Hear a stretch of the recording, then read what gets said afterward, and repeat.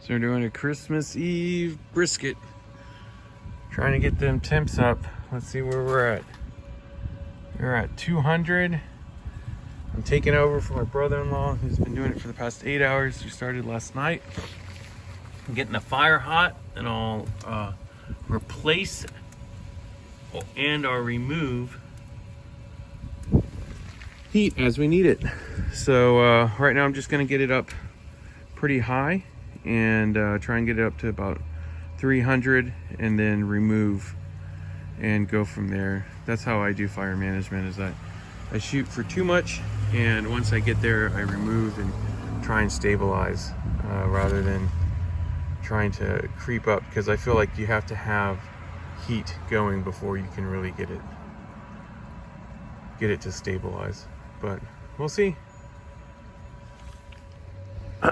So now I've got it at 275. All it took was putting about 5 pieces in, and it's about, I don't know, 30 something, maybe 40 something degrees outside right now. This wood that we just got in is wet, and so what that means is that it's a lot fresher than the last set of wood we had, and so it takes a lot longer for it to catch, and it takes it a lot longer to burn. So we had been cooking with like 1 to 2 pieces in the summer, and right now, like you saw, I have about 5 pieces in there. That just kind of goes to show the difference that you have when you're barbecuing in different kinds of weather and with different kinds of wood. And you know, people are always looking for like hard and fast answers to like how much wood you should use, or what kind of wood you should use, or what temp you should cook at, and all these things. And a lot of it's experience. For me, it's like I said when I started this vlog earlier, I just said, I'm going to get it to this temp, and I'm going to cook it at this temp and see where it goes from there. Because I like having the fire as my consistent number and being able to bring it up and down and having like some control that way. I've noticed that it makes a bigger difference, at least for the way I cook. In the end, some people are okay with the fire kind of getting weaker and then maintaining it at that level. It's just, personal preference.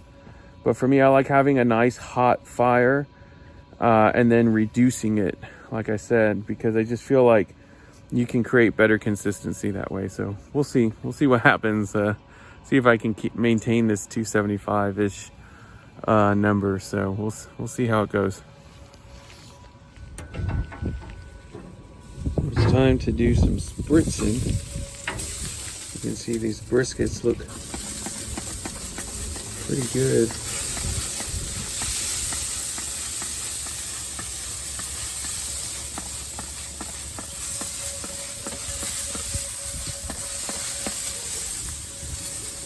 And I'm going to go ahead and probe them, at least one, and just see where we're at temp wise. Last time, 2 hours ago, 130 something, so we're at 154. So we're starting to get some heat in them. So yeah, we can back things off a little bit on the fire. We're back where we need to be in terms of time for us to be ready. And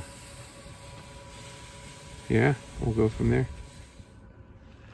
So it's about 9 a.m. We're like 11 hours into the cook, and I had the fire going really well, and then I second guessed myself. It's so funny, I made all that video right before this and then messed it all up. But I learned my lesson. What happened is that I got this to 250 and felt really great, and then I saw that my brother-in-law had set up this other temp gauge, and they're so wildly out of sync that it made me second guess myself. And so I let the fire die down a little bit. And what I didn't realize is that, or what I've learned is that, at least from my experience on this grill, to maintain that heat, you have to have so much like coal already there, and you have to have fire continually coming. So meaning that you want to have, in my opinion, you want to have a bed of coals that provides enough heat so that when you put another stick on, especially since this is wet wood, that it's going to have enough to get it lit and get it going and go through the piece. When you have dry wood, you can have a lot smaller fire, but when you're running wet wood, like I'll show you here, it just takes a lot longer for it to really pick up. I mean, you can see even the piece with ash all on it on the bottom right, you know, it's not like it's getting burnt through. It's still very fresh in the center. So yeah, lesson learned. Getting back to where we need to be. Got my temps already going back up here, even since when I started showing at the beginning of this video. So we're climbing where we need to go. So anyways, just thought I don't know. Everybody always shows everything going perfectly and how, oh, you do this and do this and do this and it works out. Well, sometimes it's not always perfect. And luckily we're cooking at a low enough temp that it's like doesn't hurt anything. Having this, it just takes longer, and so we're all good. All right. We'll see how this goes. All right, so we are past 11 heading to 12 p.m. so this has been going for 13-14 hours, and now I've kind of found a happy medium, finally getting the temps kind of where I want them, around 250, 275. And I've just been added another piece. I cracked it, but as you can see, it's taken some effort to keep this thing going with the wet wood, but I've got some consistency. I don't know. This is the cool thing is that I know the brisket's coming out great. The interesting thing is just learning to manage this firebox. Like I used and made brisket back in August on this, and I haven't cooked on it since, other than to like grill some stuff. So it's really interesting to kind of go at it again with this. Totally different than a Traeger, obviously. I've gotten so used to using Johnny's Traeger with him, and I haven't done any stick burning probably since, you know, late spring, early summer. So yeah, so I'm I don't know, I enjoy this. I love fire, so it's fun for me, but I think some people would probably go a little crazy. Anyways, the brisket looked great when I wrapped it, and I've got this ice box. I'll be putting it in when it's done and letting it rest for, probably get a good 2-hour rest on it, which will be really nice. And this should be really tender. Like I said, if anything over 12 hours at a good temp and you reach your 202 and you feel it and it feels nice and juicy, and you can stick your pin in, I think we'll be good. So we'll see how this turns out. All right, so it's now around 2 o'clock. Been going for roughly 16 hours. Been keeping this thing, I don't know, around 250, 275. It just depends. I'm actually taking the average between the two temp gauges at this point. The prime brisket we did was done. It hit 205. Put it in the cooler. We have a choice brisket that we're gonna let go a little longer. Was at 197. I'm not gonna open it up. Was gonna open it up, but not gonna open it up. Was at 197, 198 when we checked. So I'm gonna let it go until 205 as well. So probably another 30 minutes to an hour, and then we'll let that one rest too. And I went ahead and just made a fire for fun in the fire pit, because it's like 40, 50 degrees outside. And even though I'm in shorts and a t-shirt, you know, a fire is always nice.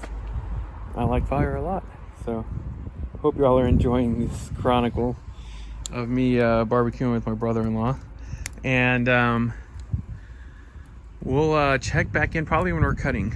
So y'all can see that. All right, let's probe this brisket. See how it's doing.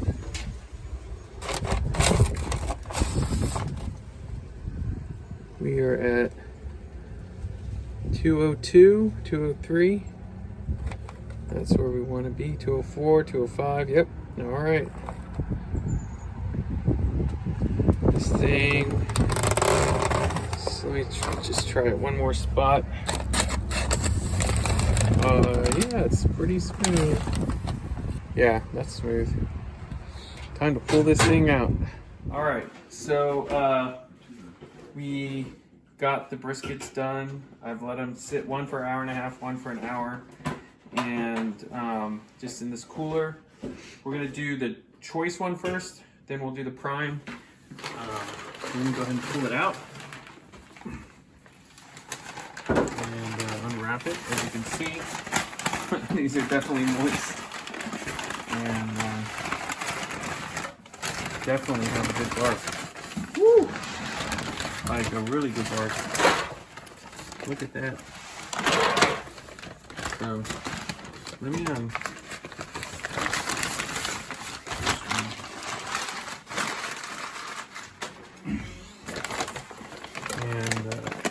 so this is the one that has rested for about an hour.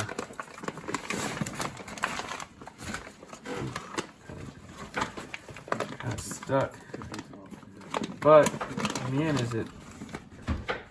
Jeez. I mean, you can see, even though it's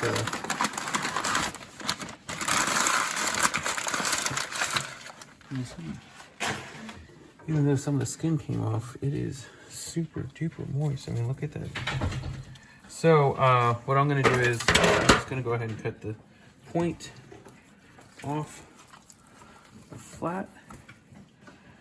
Okay, and we're gonna be giving this to some friends, so I'm gonna go ahead and cut.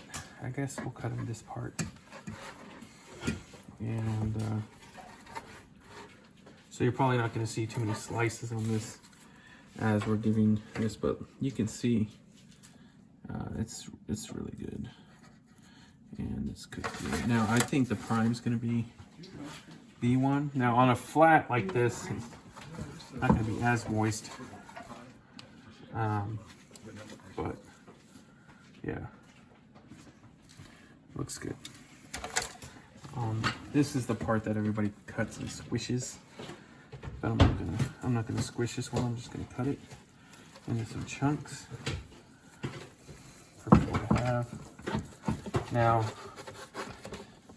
here are some burnt ends. I'm actually gonna cut these. And Tina, where'd my sister go? We've made it a tradition that my sister gets burnt ends. There's a whole story to it, but yeah, there's some of the tip.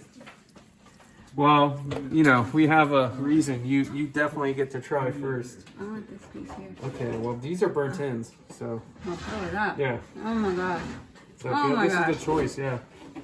So part of our tradition is giving some burnt ends to my sister right away. Because if you don't, bad things happen. We found that out in previous brisket cutting. So now we're gonna do this this prime brisket, and this one. Ooh.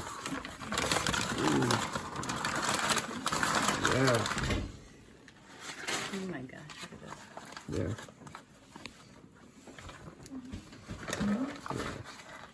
And this one, yeah, this one feels great too. And they both, as you can just see, like, really cooked well. And I'll go ahead and cut the point on this one too. So, I finally have done this long enough that I know where the point is. I can cut it. And, yeah. Now this is going to be for us to eat. So I may go ahead and I'm gonna cut this in half right here, and we'll cut it right here like this.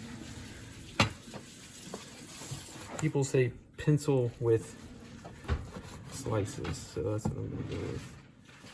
Okay, now this is the flat, so again, not as fatty, but this one, as you can see, is nice and moist.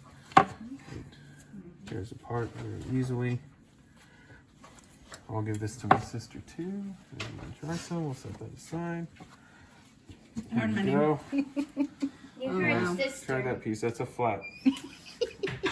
So that's going to be more the part that your family likes. Y'all are flat. Did you want some, Adelina? I'm gonna have some. Okay. Momo? I'll give her some too. Okay. This is a little more bark style right here. So you can see it has a nice bark to it. Now, these I'm going to put this over here. And we'll come over here.